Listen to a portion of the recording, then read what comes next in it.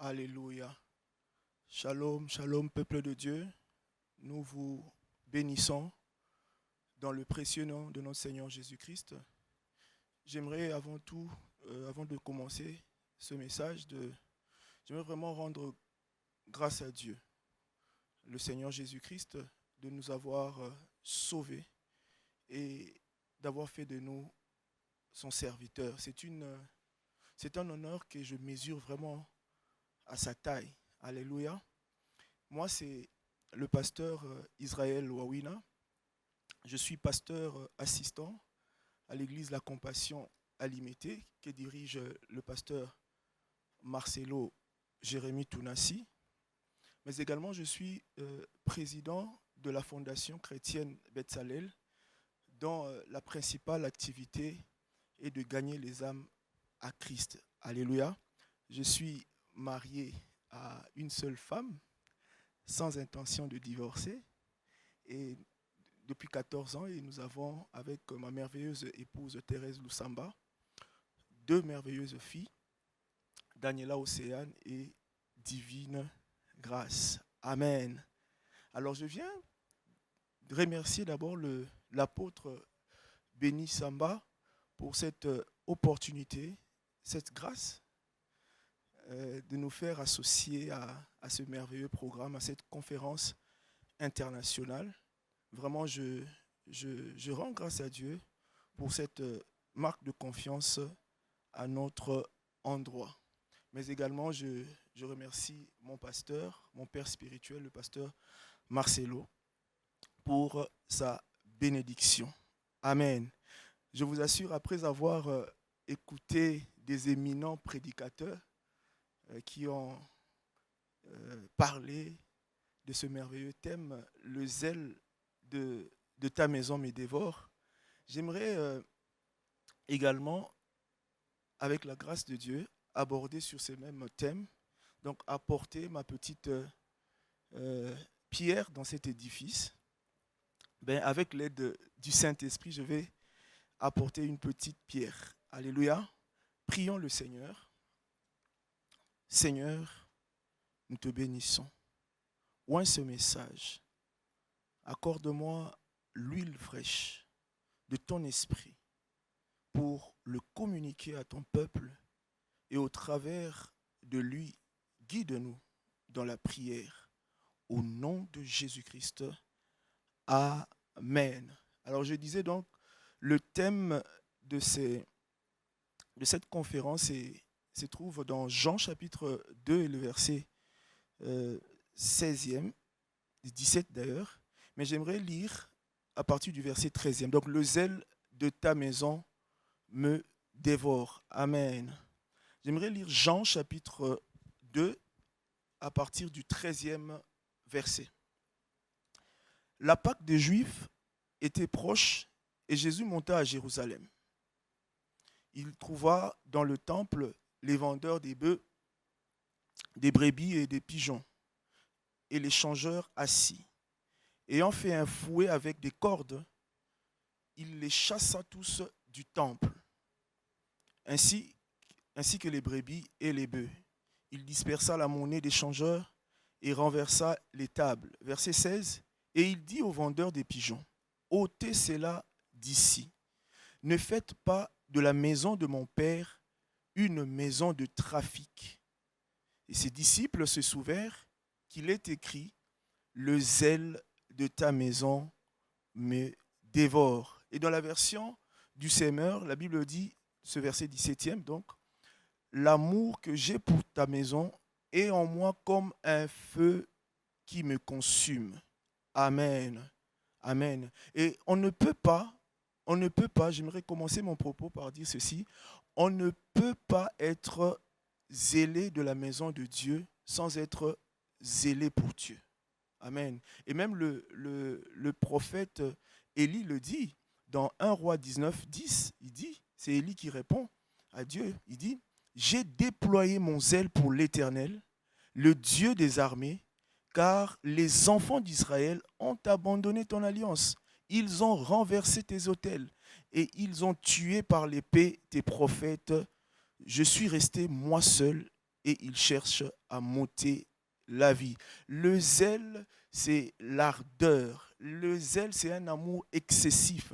Le zèle, c'est un surpassement de soi, un surplus d'âme. Amen. Et je pense que les personnes les mieux indiquées pour parler ou pour nous expliquer le zèle, ce sont des fiancés. Les fiancés, quand ils s'aiment, c'est vraiment extraordinaire. Vous voyez, ils se rencontrent, ils se voient, ils se parlent, et à l'heure de se séparer, tu vois la fiancée qui raccompagne le fiancé, et après le fiancé qui dit encore moi aussi je vais te raccompagner, et vice-versa. C'est vraiment un amour qui est excessif, et c'est extraordinaire. Les gens zélés, ou les gens sans zèle dans la maison de Dieu, agissent souvent de manière, avec mollesse, avec beaucoup de tiédeur. L'Apocalypse 3 dit, parce que tu es tiède et que tu n'es ni froid ni bouillant, je te vomirai de ma maison. Amen. Je te vomirai de ma maison. Les gens non zélés font le strict minimum. Ils donnent vraiment un service minimum. Quand il pleut un peu, ils trouvent une occasion vraiment de ne pas venir au culte. Ils trouvent des bonnes excuses pour peu de choses. Ils prient peu. Ils donnent à Dieu des miettes. Et on comprend même la spiritualité de quelqu'un par sa manière de donner à Dieu. Ce sont des serviteurs du ventre. Alléluia. Les gens sans zèle servent Dieu pour leurs intérêts, pour leur ventre. Ils méditent peu, ils prient presque pas. Alléluia. Et à l'opposé, les zélés aiment la vie de l'Église. Ils aiment la prière. Ils aiment la prière pour eux, ce n'est pas une corvée, non, mais c'est un plaisir. Ils s'investissent dans le salut des âmes. Ils recherchent d'abord le royaume et la justice de Dieu, et les restes viendra après. Ils ne se préoccupent pas de cela. Alléluia. Mais les non-zélés, vraiment, je vous assure, ils font des choses à moitié. C'est comme l'histoire ou la parabole de 10 vierges. Les 10 vierges. Vous savez, les 10 vierges étaient toutes qualifiées pour les noces. Toutes les 10. Mais il s'est fait une différence. 5 ont été proclamées sages et 5 ont été retrouvées folles ou insensées. Pourquoi? Simplement parce que les insensés ou les folles, elles ont pris les lampes, évidemment, mais elles n'ont pas pris soin d'avoir avec elles la réserve d'huile. Ce n'est pas que, elles ont oublié ou elles avaient oublié, non. Elles savaient que les lampes fonctionnent avec de l'huile. Elles le savaient. Mais délibérément, elles ont opté de ne pas avoir une réserve d'huile. Les vierges insensées font vraiment ce qu'on appelle de la banalisation. Elles ont banalisé d'avoir une réserve d'huile. Et cela les a disqualifiées complètement. Les vierges folles ou insensées sont aussi des chrétiens nés de nouveau, parlant en langue, remplis du Saint-Esprit, jeûnant aussi. Oui, les gens non zélés jeûnent aussi. Alléluia. Mais la différence, c'est que les gens non zélés ou les vierges folles n'ont pas fait du Saint-Esprit la personne la plus importante de leur vie. Elles n'ont pas fait de la communion avec le Saint-Esprit la relation la plus importante de leur vie. Nous devons donner au Saint-Esprit la possibilité de nous tailler, la possibilité de nous émonder. Nous devons faire du Saint-Esprit ces choses-là. Nous devons laisser que le Saint-Esprit forme Christ en nous. Alléluia. Les vierges sages sont l'image des zélés parce qu'ils sont devenus conformes à Christ. Le fruit de l'Esprit est pleinement gravé en elles. Elles ont laissé le Saint-Esprit les remplir. Elles ont laissé le Saint-Esprit les conduire. Elles ont laissé le Saint-Esprit le revêtir. Alléluia. Alléluia. Vous savez, les zélés ou le zèle le zèle de la maison de Dieu ou le zèle pour Dieu te pousse à aimer Dieu, à aimer sa maison de façon exagérée. Il y a une exagération, pas selon toi, mais cette exagération, c'est selon le monde, les gens qui te voient. Toi, tu aimes normalement, tu penses aimer comme tu dois aimer, mais eux trouvent que c'est exagéré. Alléluia. C'est ça les zélés. C'est ça les zélés. On ne peut pas aimer Dieu de façon normale. Non, l'amour pour Dieu, c'est extraordinaire. C'est extraordinaire. Même Jésus, après la résurrection, il rencontre Pierre, il dit, Simon, m'aimes-tu? Mais il ajoute, m'aimes-tu plus que ceci? Et Simon dit, oui, je t'aime. Et il lui dit, paie mes brebis. Ça veut dire l'amour exagéré. Quand on aime Dieu de manière exagérée, ça te poussera à faire quelque chose pour lui. Le zèle ne te laissera pas sans rien faire pour Dieu. Amen. Ici, Jésus a simplement fait comprendre à Pierre que l'amour ou l'aimer, c'est faire quelque chose pour lui. Si tu dis beaucoup aimer le Seigneur, alors fais-tu pour lui? Que fais-tu pour lui? Faire quelque chose pour le Seigneur, c'est la démonstration de notre amour, c'est la démonstration de notre zèle pour lui. Alléluia.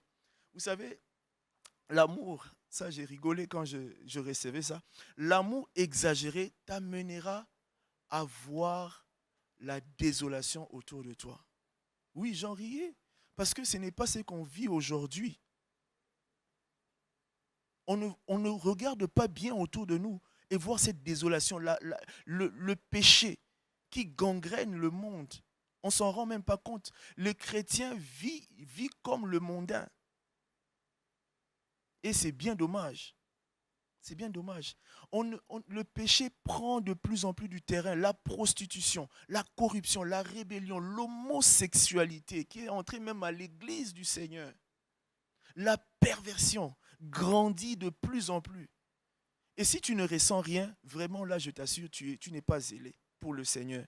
Et si ça te fait rien, dis-toi que tu n'aimes pas le Seigneur suffisamment. Les chrétiens sont maintenant habitués au message de la sanctification. Vous savez, quand j'ai lu Néhémie, vous savez, Néhémie était chanson du roi. Mais lorsque les gens qui sont venus de Jérusalem lui rapportaient que là-bas, à Jérusalem, les murs étaient en ruine, tout n'allait pas bien, les gens qui vivaient là-bas étaient dans la désolation. Et Néhémie a porté le deuil.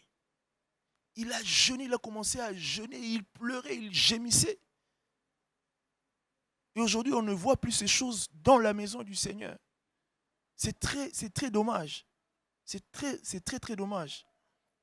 Vous savez, les zélés sont caractérisés, même très caractérisés par la soif. Oui, j'aimerais bien le dire. Ils sont animés par une grande soif de Dieu. La soif vient lorsqu'on est dans la plénitude du Seigneur, lorsqu'on est dans le débordement. La Bible dit, ne vous enivrez pas du vin, c'est de la débauche, mais soyez remplis du Saint-Esprit. Le remplissement ou le remplissage, c'est l'état où le Saint-Esprit prend le contrôle ou demeure dans le contrôle de ta vie. Pas toi. Pas toi. C'est lorsque lui contrôle tout. Pas toi, je répète, pas toi. Les zélés vont puiser en Dieu. Ils vont puiser dans le Saint-Esprit. Ils cherchent tout le temps à intensifier leur relation, leur intimité avec le Saint-Esprit. Sans la soif, mon ami, tu ne sais pas chercher la profondeur de Dieu. Sans la soif, je te dis, mon frère, tu ne chercheras pas Dieu. Vous savez, ces gens-là viennent dans la maison de Dieu, mais leur visée première, ce n'est pas de rechercher l'intimité ou de connaître Dieu. Ils sont là pour vendre, comme on l'a lu. Ils sont venus vendre. Ils sont venus changer la monnaie. Et c'est bien dommage. Vous savez, lorsqu'on a soif de Dieu, On sera dans une maison où les autres, les sœurs, les frères sont là, regardant la télé, papotant. Mais tellement tu as soif de Dieu, tu vas t'enfermer et prier Dieu. Tu seras au service à l'heure de la pause. Au lieu d'aller manger comme tous les autres, tu vas t'enfermer dans ton bureau et parler en langue.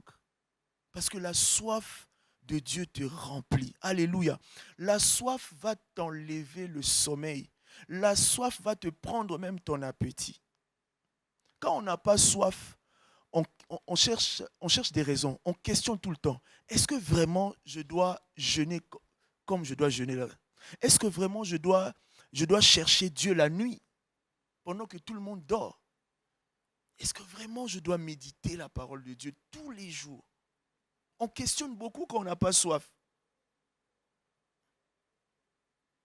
Vous savez, on ne donne pas l'héritage à quelqu'un avec qui on n'a pas une relation. C'est parce que j'ai une relation avec toi que je te cède, je te donne l'héritage. Et les assoiffés ont une relation très, très approfondie avec leur Seigneur. Amen, amen. Amen, amen. Quand tu as soif, tu vas faire des choses qui te dépassent. Quand tu as soif, tu vas payer le prix. Tu feras des prières compliquées, de jeûnes. La soif va te faire des choses que tu ne peux pas faire dans des conditions normales. Les assoiffés vont vraiment gagner les âmes. Et parlant même de l'évangélisation, je t'assure, mon frère, ma soeur, toi qui me suis, que c'est une grande marque de zèle que d'aller gagner les âmes pour le Seigneur. Dieu m'a expliqué. Dieu m'a expliqué que ses promesses sont rattachées au fait d'aller gagner les âmes. Je vous assure. Venir à l'église ou venir au culte et puis rentrer à sa maison, chez lui, chez toi à la maison, faire tout ce va-et-vient, sans rien entreprendre dans le sens d'aller gagner les âmes, je t'assure, mon frère, tu es en train de perdre beaucoup. Tu perds vraiment ton temps et ta vie est comme bloquée. Vous savez, dans Genèse, chapitre 3, verset 15, la Bible dit, j'aimerais bien le lire, c'est Dieu qui parle, il parle au serpent. Il dit, je mettrai inimitié entre toi et la femme, entre ta postérité et sa postérité. Celle-ci t'écrasera la tête et tu lui blesseras le talon. Amen. Et au verset 19e, la Bible dit, tu es poussière. C'est Dieu qui parle à l'homme. Il dit, tu es poussière et tu retourneras dans la poussière. Quand il dit ça, il parle de l'homme charnel au fait. Parce que Dieu, pour créer l'homme, il a pris la poussière, donc la boue. Il a rassemblé, il a formé l'homme, ça veut dire le corps physique, et puis il a soufflé sur lui, et puis l'homme est devenu une âme vivante. Et il dit, tu es poussière, tu retourneras à la poussière. Au verset toujours, au chapitre 3 et verset 14e de Genèse, la Bible dit, Dieu dit au serpent, tu mangeras de la poussière tous les jours de ta vie. C'est-à-dire, il a donné au serpent la poussière. Le serpent, c'est l'image du diable. Donc, pour le diable, Dieu lui a donné l'homme charnel comme nourriture. Je vous assure, c'est ce qui se passe. Quand tu es charnel, tu es une nourriture, tu es un aliment pour le diable. Mais je suis désolé de te le dire, c'est vraiment ça. Il dit, la postérité de la femme écrasera ta tête, mais toi, tu lui mordras le talon. Et Dieu dit, il a donné au serpent l'homme ou la poussière pour nourriture. Et on sait, vous et moi, que les éleveurs des serpents vous diront mieux que moi que les serpents ne se nourrissent pas de poussière. C'est vraiment la vie de l'esprit même. Vraiment, ça confirme que le diable a pour nourriture les gens charnels. Si tu dis, moi je ne prie pas, Je ne vais même pas à l'église, mais ma vie est tranquille, je suis à l'aise, j'avance. Mon ami, tu es si tu es vraiment un aliment pour le diable. Il t'a mis, tu es dans son réfrigérateur, tu es dans son garde-manger. Il n'a pas besoin de faire des efforts. Tu es là, à un moment donné, il te prendra pour te manger. Vous savez, lorsque tu es dans une vie charnelle, lorsque tu ne marches pas selon l'esprit et tu es conduit par tes 5 sens, ça va tout le temps te faire basculer dans le quartier de la poussière. Et là, le diable te mangera, te bouffera. Vous savez, lorsque ce frère-là te propose des choses, il te dit tout le temps, viens, on va faire ceci, il t'amène dans une relation de sexe pour que tu deviennes impudique. Je t'assure, mon frère, tu es en train de basculer dans ce quartier de la poussière et tu seras vraiment un aliment pour le diable. Lorsque tu es querelleux, même la Bible le dit dans Galates 5, il dit que les querelles, vraiment, c'est vraiment être charnel. Oui, même le querelle, quand tu es querelleux, tu es charnel. Je te dis la vérité. Et là, tu vas basculer dans le quartier de la poussière et tu seras un aliment pour le diable.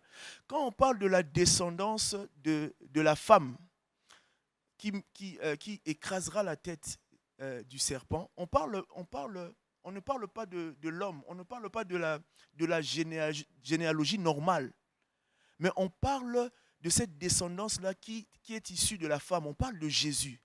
Alléluia. On parle de Jésus, mais bien sûr, parce que lui, il a inauguré, mais aussi de l'Église, de nous les chrétiens. Nous sommes appelés, nous les chrétiens, à écraser la tête du serpent. Est-ce que tu peux d'abord, je m'arrête d'abord, est-ce que tu peux dire, j'écrase la tête du serpent, là où tu es? Parce que tu es chrétien. Amen, amen. Donc les chrétiens, c'est vraiment eux qui ont été placés pour écraser la tête du serpent. Mais qu'est-ce qui se passe-t-il? Nous voyons des chrétiens, des bons chrétiens, aimant Dieu, mais vous les verrez ne pas réussir dans leur vie, simplement parce que leur talent est mordu. Pourquoi Dieu a laissé quand même cette brèche? Quand il ressuscite, avant qu'il ne monte, ou avant même qu'il ne meure, il appelle, dans Jean 13, il appelle ses disciples pour les laver les pieds. Pierre s'interpose, il dit, non, tu ne peux pas, Seigneur, tu ne peux pas me laver les pieds. Le Seigneur lui dit, mais écoute, si je ne te lave pas les pieds, tu n'auras pas part avec moi. Et il lui dit après, il dit, tu n'as besoin que de tes pieds ou que tes pieds soient lavés pour que tu sois entièrement pur. Ça veut dire quoi? Lorsque nos pieds sont propres, sont lavés. Paul l'explique dans Romains 10, 15. Il dit, ils sont beaux, les pieds de ceux qui vont annoncer la bonne nouvelle. Mes amis, si tu veux écraser la tête du serpent sans être mordu, je te dis, ce que tu dois faire, c'est d'aller évangéliser. Quand tu évangélises, tu as des pieds propres, sans poussière. Et le serpent ne peut pas mordre tes pieds ou ton talon. Parce qu'il recherche la poussière. Et ceux qui vont gagner les âmes ont les pieds propres. Propres. Je vous assure, ça marche. Et Paul l'explique encore mieux dans Galates. Dans Éphésiens 6, lorsqu'il parle de porter les chaussures ou avoir le zèle de l'évangile, de mettre à ses pieds les chaussures. Et quand vous portez ces chaussures-là, là, vos pieds sont protégés. Je ne parle pas de cette évangélisation qui dit, tu dis à ton frère ou à ma soeur, s'il te plaît, viens demain à l'église. Non, je ne parle pas de cette évangélisation-là. Si tu fais ça, c'est bien, mais tu n'as que le pied propre, sans poussière. Mais ils ne sont pas protégés. Mais les gens zélés, avoir le zèle pour l'évangile de paix. Les gens zélés ont protégé leurs pieds. Ça veut dire, quand tu te réveilles le matin, tu te dis, je gagne qui aujourd'hui? Je vais chercher qui aujourd'hui? En début de mois, tu dis, tu planifies, tu fais un plan pour gagner les âmes ce mois-là. Si tu veux grandir ou marcher dans cette vie chrétienne et ne pas être mordu par le serpent, je te dis, mon frère, sois en mode évangélisation. Amen, amen. Sois en mode évangélisation. Ceux qui sont en mode évangélisation sont des zélés du Seigneur. Alléluia. Mais tu me dis, pasteur Israël, moi, ma vie ne va pas bien. Tu me parles d'évangélisation. Je n'ai pas payé mon loyer.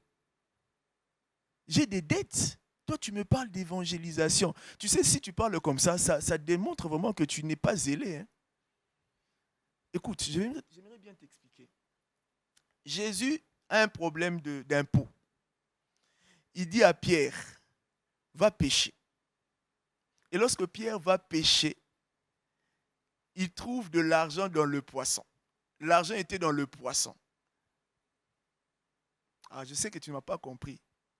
L'argent était dans le poisson. Lorsque on va pêcher les âmes, les hommes, c'est dans le péché des hommes là que tu auras ta solution. Ah, je ne sais pas si tu as compris. Si tu as compris, c'est bien. Mais si tu n'as pas compris, je passe. Alléluia. Gloire au Seigneur. Quand le zèle de la maison de Dieu te dévore, tu trouveras certainement des choses anormales. Jésus a trouvé que ce n'était pas normal que ces gens-là viennent vendre. Au lieu de rechercher l'intimité, au lieu de prier, Jésus a trouvé que ce n'était pas normal. Et j'ai vérifié dans le dictionnaire. Ce qui n'est pas normal, c'est quoi? Le dictionnaire dit ceci. Ce qui n'est pas normal, c'est ce qui ne conforme pas aux règles et aux lois connues. Ce qui n'est pas normal, c'est ce qui ne conforme pas aux règles et aux lois connues. Et quand Dieu parle, chers amis, sa parole fait force de loi. Quand Dieu parle, il établit une loi. Et la Bible dit, j'aimerais un peu poser une question. Est-ce qu'on peut tomber malade alors qu'on a reçu Christ dans sa vie? Moi, je pense que la réponse est affirmative. Hein? Oui. Mais est-ce normal de tomber malade alors qu'on a reçu Christ dans sa vie? Je dis non. Ce n'est pas normal. La parole de Dieu fait force de loi. La Bible dit dans Matthieu 8, 17, il a pris nos maladies, il s'est chargé de nos infirmités. Par ses meurtrissures, nous sommes sauvés, guéris. La Bible le dit. Vous me servirez, j'éloignerai la maladie. Mais la parole de Dieu fait force de loi. Écoutez ce que la Bible dit. Hein. C'est dans plusieurs versions, hein, dans plusieurs passages de Jean. Jean, je prends rapidement, Jean 3, 36. La Bible dit, c'est lui qui croit au Fils a la vie éternelle. C'est lui qui ne croit pas au Fils ne verra point la vie, mais la colère de Dieu demeure sur lui. Bien-aimés, ce que nous recevons lorsque nous croyons en Christ, c'est la vie éternelle. Ce qu'on reçoit lorsqu'on accepte Christ, c'est cette vie-là. D'autres l'appellent la vie extraordinaire, la vie surnaturelle. C'est ça la vie éternelle. Amen, amen. C'est un package. On ne reçoit pas simplement le salut pour aller au ciel. J'ai dit, on ne reçoit pas simplement le salut pour aller au ciel. Amen, amen. Vous savez, dans le passage de Marc 16 que tout le monde connaît, on dit voici les miracles qui accompagneront ceux qui auront cru en mon nom. Ils chasseront le démon, ils parleront de nouvelles langues. S'ils boivent quelques breuvages mortels, s'ils boivent quelques breuvages mortels, cela ne leur fera rien du tout. J'aimerais m'arrêter un peu là. Et même 2 Corinthiens 5, 17, la Bible dit, si quelqu'un est en Christ, il est une nouvelle créature. Les choses anciennes sont passées. Et voici, toutes choses sont devenues nouvelles. Je me dis, vraiment, c'est une question que je me pose. Si vraiment, alors que tu étais païen, tu étais encore dans le vol, tu étais dans la prostitution, tu étais dans beaucoup de choses. Et après avoir reçu Christ, tu demeures la même chose, la même personne. Si, alors que tu étais païen, la maladie te terrassait, et aujourd'hui, alors que tu es devenu chrétien, la maladie toujours te terrasse. Ah, rabrosekata. Tu sais, quand on a accepté Christ, c'est une nouvelle vie. Et comment tu peux encore accepter vivre les mêmes conditions que l'ancienne créature? Pourquoi dois-tu accepter de subir les mêmes choses, expérimenter exactement les mêmes choses que tu expérimentais quand tu étais païen ou quand tu n'étais pas né de nouveau? La raison pour laquelle tu es une nouvelle créature, c'est à cause de tes faiblesses, c'est à cause de tes incapacités dans l'ancienne créature que tu étais avant. Vous savez, nous avons reçu la vie de résurrection. Quand la maladie, quand la bactérie, quand le virus vient pour gangréner ta vie, elle rencontre cette vie-là. La vie de Dieu qui combat le virus, qui combat la maladie, qui combat les bactéries. Mais c'est une vie extraordinaire. Moi, ça va faire, je ne sais pas, depuis 2012 que j'expérimente ce qu'on appelle la santé divine. C'est parce que j'avais compris ces choses. Il est écrit dans Jean 1,12, à ceux qui ont reçu, à ceux qui croient en son nom, à ceux qui croient à la parole leur a donné le pouvoir de devenir enfants de Dieu, lesquels sont nés ni du sang, ni de la volonté de l'homme, mais de Dieu. Nous sommes nés de Dieu. J'ai dit, nous sommes nés de Dieu. Quand on reçoit Christ, nous sommes nés de Dieu. Nous avons la nature de Dieu. Nous avons cette vie-là extraordinaire. Nous ne sommes plus liés à nos parents. Quand on est né de nouveau, on est lié à Dieu. Si Dieu ne peut pas tomber malade, donc moi là, je ne peux pas. Vous savez, je ne dis pas qu'on ne peut pas avoir des maux de tête, des céphalées, ça m'arrive. Mais quand je sens ça, et parce que j'ai conscience de cette qualité de vie, je chante simplement. Je dis, j'ai la vie de Dieu en moi. J'ai la vie de Dieu en moi. J'ai sa vie, sa nature et sa capacité. J'ai la vie de Dieu en moi. Oui, j'ai simplement conscience de la vie de Dieu, de la nature de Dieu qui est en moi. Et après quelques instants, je trouve que tout va bien. La maladie a quitté. Ah, c'est extraordinaire. 10 ans. Et j'aimerais même dire au diable, parce qu'il n'aime pas que quand je parle de la santé divine, il me dit, parle seulement. Demain, tu tomberas malade. Je t'assure, mon frère, je ne sais pas comment t'appeler, tu ne réussiras pas parce que j'ai en moi la vie de Dieu. Et cette assurance me pousse à le dire et à le proclamer très fort. Amen. Vous savez, on dit que lorsque Jésus mourait à la croix, il était simplement séparé spirituellement. Je ne crois pas que Jésus, lorsqu'il mourait à la croix, il était séparé de Dieu seulement spirituellement. Sinon, il n'allait pas mourir physiquement. Mais si Jésus-Christ est arrivé jusqu'à mourir physiquement, c'est que nous devrions nous aussi gagner quelque chose. Je ne sais pas si tu me saisis. Hein. Je ne sais pas si tu comprends. Mais je prie Dieu que tu comprennes ces choses. Vous savez, on se dit que Christ est mort à la croix. Oui, on se le dit. Mais alors pourquoi devrait-il aller jusqu'à mourir dans le physique, porter nos maladies? Si cela ne devrait-il pas nous profiter aussi dans le physique, dans ce corps-ci?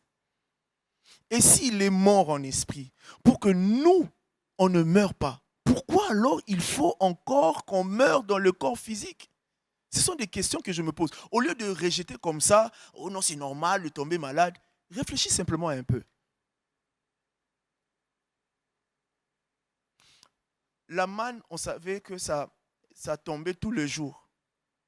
Tous les jours. Hein. Et ça ne faisait pas 24 heures.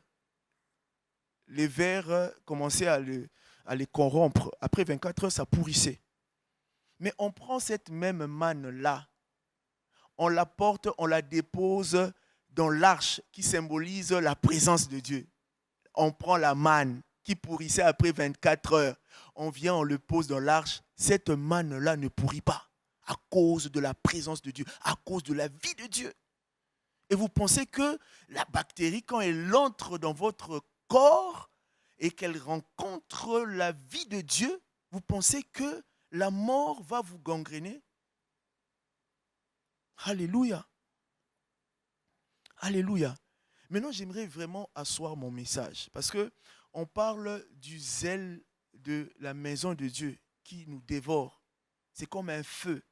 J'aimerais, pendant quelques minutes, parler de ce manque de zèle qui est maintenant entré dans les leaders, dans les pasteurs, les héros, les dons de Dieu. Oui, même eux ne sont plus zélés pour le Seigneur. Il y a une catégorie des gens, hein, moi je les appelle les David. Lorsqu'ils remportent, lorsqu'ils vont en guerre et qu'ils remportent des victoires, leur succès c'est pour un plus grand nombre. Alléluia. Et même ces leaders, lorsqu'ils sont dans la défaite, mais leur défaite également impacte sur un plus grand nombre. Les leaders, les pasteurs, les hommes de Dieu.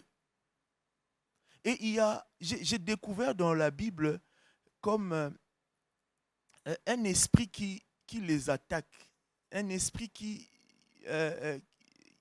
veut les dérouter. Et j'ai vu ces attitudes-là dans le personnage de Hérode. Il y a 3 personnages qu'on peut lire dans les évangiles et même dans Actes des Apôtres, les Hérodes. Au fait, les Hérodes sont comme c'était des rois, hein, mais des rois méchants.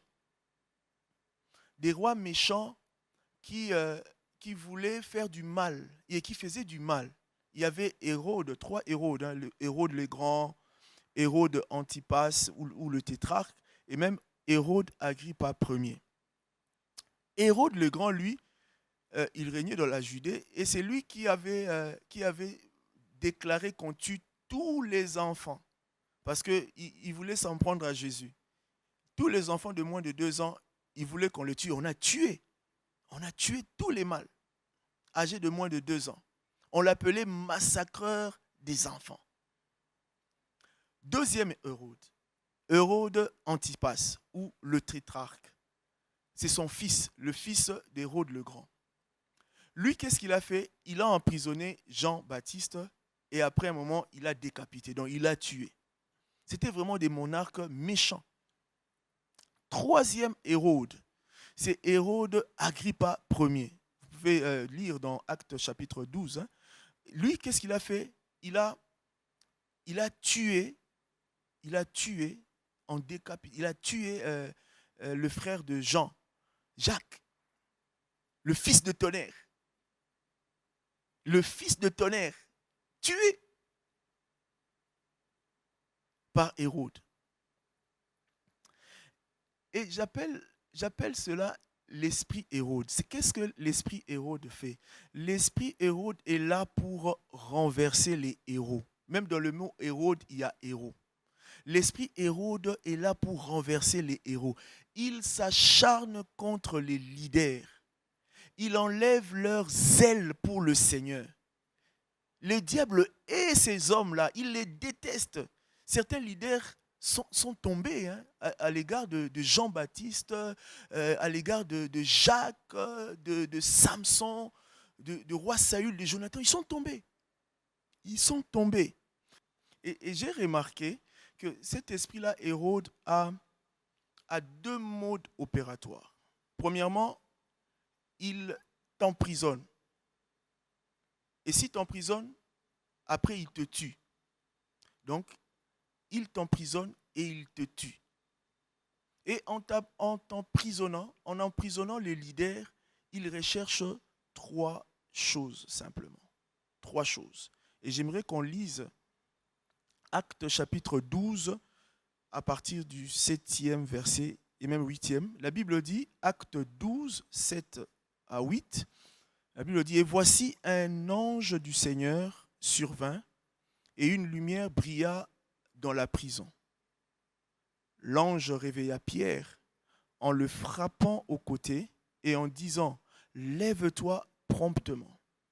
Les chaînes tombèrent de ses mains et l'ange lui dit « Mets ta ceinture et tes sandales ». Et il fit ainsi. L'ange lui dit encore « Enveloppe-toi de ton manteau et suis-moi ». Alors je disais, en t'emprisonnant, il recherche trois choses. Premièrement, on le voit au verset 8e, l'ange lui dit « Mets ta ceinture ». Premièrement, c'est la ceinture. C'est ce qu'il recherche. Deuxième de chose, il recherche les sandales.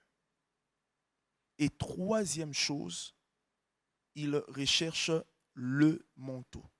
Trois choses. Premièrement, la ceinture. La ceinture, comme le dit Éphésiens 6,14, la ceinture, c'est la vérité. La ceinture, c'est la vérité. La ceinture, la vérité, c'est Jésus-Christ. La Bible dit, il est la vérité. Ayez à vos reins la vérité pour ceinture. La ceinture, au fait, soutenait le soldat romain ou soutenait toute l'armure du soldat romain. Hormis le casque, hormis le bouclier et les sandales, la ceinture soutenait toute l'armure du soldat romain. Donc, si tu perds la cuirasse, si tu perds l'épée, eh bien, tu as vraiment perdu ta ceinture. Alléluia. Et en perdant la vérité, donc Jésus, tu as perdu la justice. Tu as perdu la parole qui te quitte aussi. La vérité, je le répète, c'est Jésus. Et vous avez cela, je peux même prendre l'exemple d'un pasteur qui n'est plus dans la vérité. Il manque de vérité. Il n'est plus dans la vérité. La vérité ne le préoccupe pas. Et là, on sent déjà que le zèle est en train de le quitter. Il connaît la vérité, mais il ne l'applique pas, simplement. Dans le combat spirituel, le seul, j'aimerais vraiment bien le dire, dans le combat spirituel, le seul manque de la ceinture suffit pour te déstabiliser et te faire perdre le combat. Je vous assure. Deuxième de chose, ce sont les sandales. Les sandales. Et Éphésiens, toujours 6, et on l'a dit par rapport aux ailes, Éphésiens 6, 15, la Bible dit « Mettez pour chaussure à vos pieds le zèle que procure ou que donne le zèle, l'évangile de paix. » Alléluia. Le zèle, c'est vraiment, comme je le disais, un amour exagéré. Et là, c'est un amour exagéré pour l'évangile. L'évangile, c'est la bonne nouvelle. L'évangile parle de la mort et de la résurrection de Christ. Et quand on est zélé pour l'évangile, on a ces sandales. Et l'esprit Hérode vient rechercher les sandales. Il veut enlever ce zèle-là pour l'évangile. Alléluia. Et vous voyez le leader, un leader qui ne s'active plus pour l'évangile ou pour l'évangélisation. Et on comprend directement que le zèle est en train de le quitter. Alléluia. Troisième chose que l'ennemi ou l'esprit Hérode recherche, c'est le manteau. Alléluia. Le manteau symbolise deux choses. Premièrement, la foi. Éphésiens toujours 6, verset 16, on parle du bouclier de la foi. Quand le combat devenait rude, le soldat romain s'enveloppait du bouclier. Il s'enveloppait du bouclier, de la foi. Comme un manteau, il s'enveloppait le bouclier. Oui. Pour que, quand on s'enveloppe du bouclier, c'est pour que les traits enflammés de l'ennemi ne t'atteignent pas. C'est ce qu'il faisait. Deuxième de chose, le manteau symbolise l'onction. L'onction, on le voit dans 2 Rois. Chapitre 2, verset 14, c'est Élie qui a pris le manteau d'Élisée. Pardon, c'est Élisée qui a pris le manteau d'Élie et il a frappé sur les eaux et les eaux se séparent ça et là. Alléluia. C'est le manteau qu'il a frappé. Et la Bible dit l'onction. L'onction brise le joug. Amen. C'est ça qui fait la puissance de l'homme de Dieu. L'onction. L'esprit Hérode attaque ton onction. L'esprit Hérode attaque la substance de cette onction-là qui est la foi. Pourquoi je n'ai pas parlé des casques? J'ai parlé, il recherche le manteau, il recherche tes sandales, il recherche la ceinture, mais je n'ai pas parlé de casque. Mais il fallait aussi qu'il recherche le casque. L'ennemi n'a pas besoin du casque. L'esprit Hérode ne recherche pas le casque. Le casque, c'est le salut. Éphésiens toujours 6, verset 17, on parle du casque du salut. L'ennemi ne peut pas toucher à ton salut. Je le proclame fortement. Il ne peut pas toucher à ton salut. Il ne le peut pas.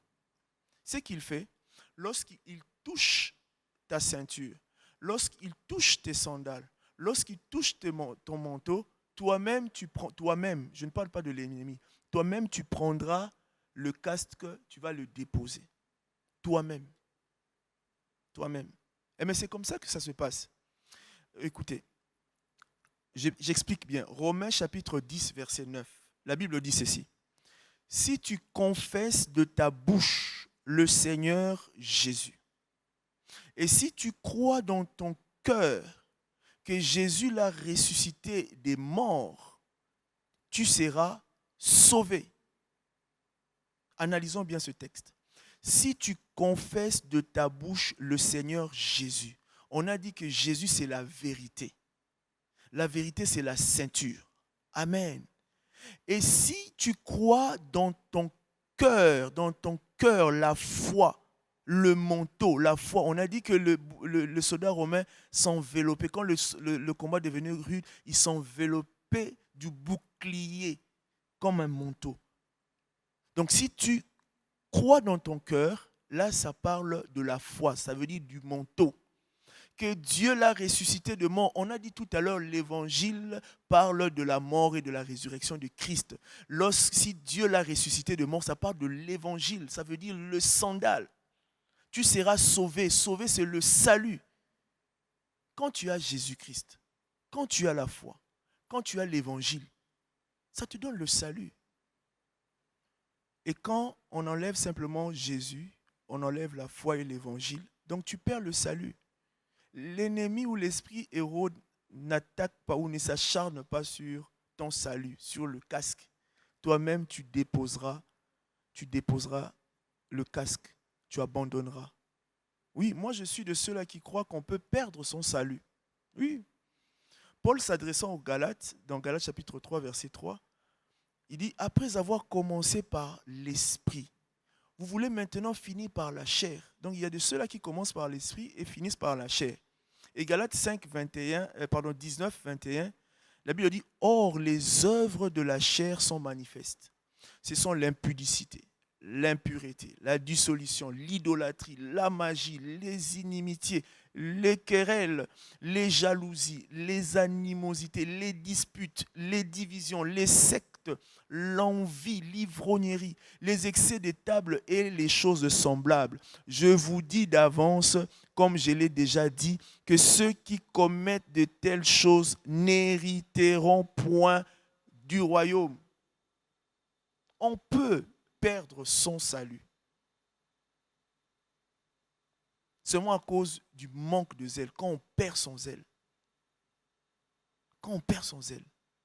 Et comme conséquence, parce que Pierre, on lui a pris tout ça, et comme conséquence, dans la prison, il était entouré de 4 escouades et il était en train de dormir. Il dormait simplement parce qu'il n'avait plus de ceinture, il n'avait plus de manteau, il n'avait plus de sandales. Il dormait. La tiédeur était arrivée. Le manque de zèle, sommeil. Bien-aimés, attention, ceux qui étaient forts hier peuvent vraiment devenir des moribonds aujourd'hui. Si on ne fait pas attention, tu étais fort hier, tu peux finir moribond. Pierre, l'apôtre Pierre, entouré de 4 escouades, il dormait. Et il y a un verset qui me fait vraiment peur. Et ça, quand je le médite, j'en tremble. Le psaume 76, 6. Je suis en train d'atterrir. Psaume 76, verset 6. Ou psaume 76, verset 6. La Bible dit, ils ont été dépouillés, ces héros, pleins de courage. Donc vous comprenez qu'on peut bien commencer avec Dieu, parce qu'on les appelle les héros. Hein. Ils étaient pleins de courage. Mais la Bible continue, dit, ils se sont endormis de leur dernier sommeil. Ils n'ont pas su se défendre. Tous ces vaillants hommes, ils étaient des vaillants, mais à cause du sommeil spirituel, à cause du manque de zèle, ils n'ont pas su se défendre. Ils sont tombés. On peut avoir bien commencé avec Dieu, mais on peut aussi également finir très très mal. Et comme remède à ce manque de zèle pour les héros, les leaders, les hommes de Dieu, les hommes dont, je pense que le fouet que Jésus avait pour chasser ces vendeurs-là, ce fouet que le Seigneur applique pour les leaders, bien aimé, c'est l'intercession. C'est l'intercession. Donc il faut prier pour les hommes dont, les leaders. Il faut prier pour eux.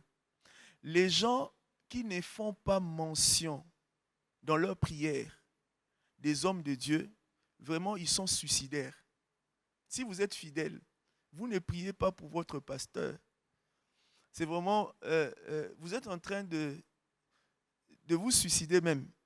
Parce que la Bible dit, dans Hébreux 13, verset 7, « Obéissez à vos conducteurs et ayez pour eux de la déférence, car ils veillent sur vos âmes comme devant en rendre compte.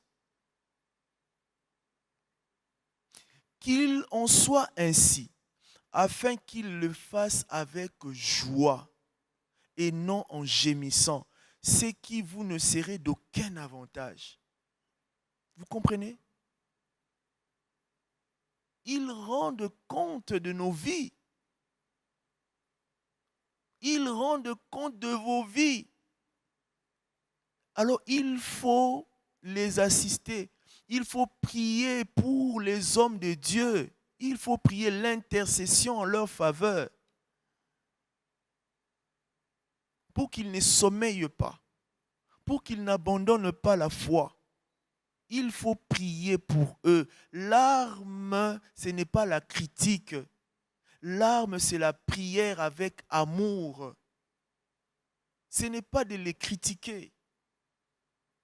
Et la Bible dit, s'ils sont en train de gémir, ça ne nous bénit pas.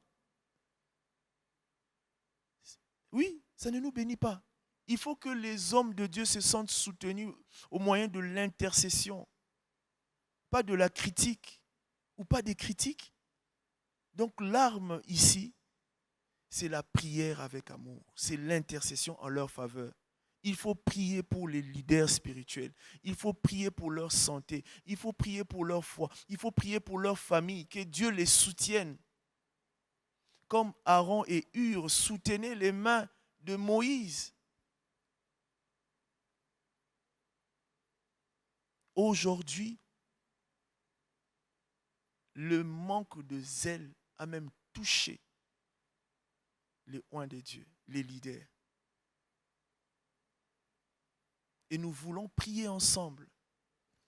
Parce que le thème de notre message, le zèle de ta maison me dévore. Il faut que même les leaders retrouvent leur zèle pour Dieu. Et j'aimerais ensemble que nous puissions prier pour les leaders, prier pour leur famille, prier pour leur foi. Nous allons nous incliner dans la prière. Et l'apôtre Béni Samba va nous conduire dans la prière. Là où tu es, de partout où tu me trouves, tu me suis, j'aimerais que tu commences déjà à prier en langue. Prie en langue. Que Dieu dépose ce fardeau-là pour ses serviteurs, les hommes de Dieu, qui déposent ce fardeau en toi. Parce que tu ne peux pas prier pour les personnes que tu n'aimes pas. Tu ne peux pas prier, tu ne peux pas bien prier si tu n'as pas le fardeau. J'aimerais que tu pries en langue pendant quelques secondes avant que le pasteur, l'apôtre Béni Samba, ne puisse prier. Prier pour nous. Prier pour les leaders.